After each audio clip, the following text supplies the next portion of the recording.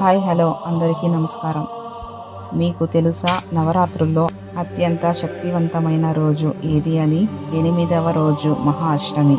ఈరోజు మన జీవితంలో అన్ని పాపాలను తొలగించి పవిత్రతను ప్రసాదించే మహాగౌరీ దేవిని పూజిద్దాం రండి. కానీ ఆమె ఎందుకు తెల్లని వస్త్రాలు ధరిస్తుంది? ఆమె తెల్లని వృషభంపై ఎందుకు శారీ వేస్తుంది?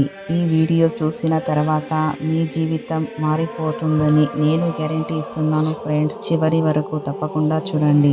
అందరికీ నవరాత్రి శుభాకాంక్షలు. నవరాత్రుల 8వ రోజు మహాగౌరీ దేవి కథ విందాం రండి. ఫ్రెండ్స్, మహాగౌరీ కథ మనందరికీ ఒక గొప్ప సందేశం ఇస్తుంది. పార్వతీదేవి శివుని వరించుకోవాలని నారద మహర్షి సలహాతో అడవిలో కఠిన తపస్సు చేసింది.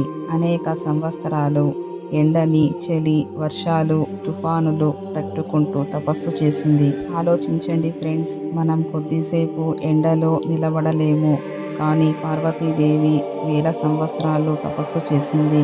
ఆమె శరీరం మట్టి, దుమ్ము, కీటకాలు, ఎండిన ఆకులతో కప్పబడింది. ఆమె భక్తికి మెచ్చిన శివుడు తన జడల నుండి ప్రవహించే గంగాజలంతో ఆమెను స్నానం చేయించాడు.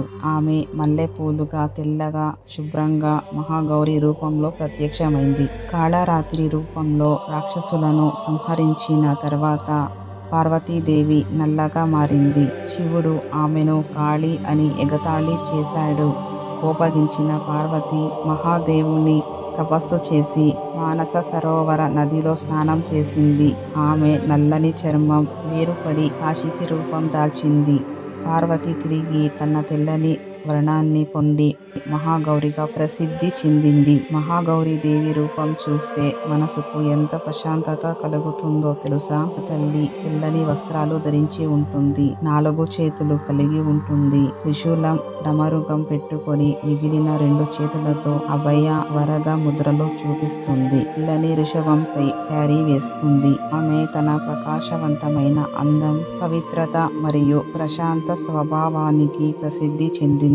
ఈ రోజు మహాగౌరీ దేవిని ఎలా పూజించాలంటే, ఉదయం స్నానం చేసి శుభ్రమైన తెల్లని లేదా గులాబీ రంగు వస్త్రాలు ధరించండి. పూజా స్థలాన్ని శుభ్రం చేసి దీపాలు వెలిగించండి. తెల్లని పువ్వులు, ముఖ్యంగా మల్లె పువ్వును అర్పించండి. కొబ్బరి, స్వీట్లు, పువ్వులు అర్పించండి. మంత్రం జపించండి. ఒక దేవి మంత్రం ఏమిటంటే, ఓం దేవి మహాగౌర్తియే నమః.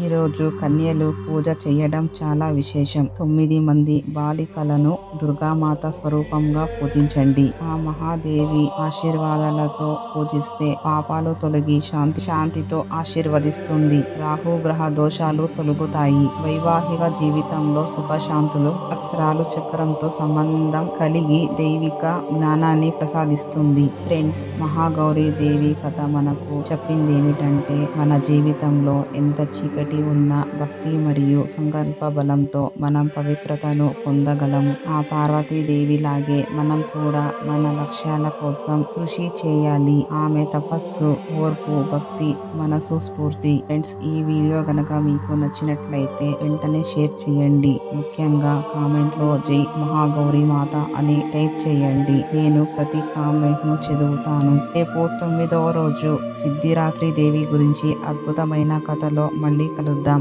మన ఛానల్ ను సబ్స్క్రైబ్ చేసి బెల్ ఐకాన్ నొక్కడం మర్చిపోద్దండి ఫ్రెండ్స్. ఓం దేవి మహాగౌర్తియే నమః. అందరికీ ధన్యవాదాలు ఫ్రెండ్స్. బాయ్. రేపు కలుద్దాం.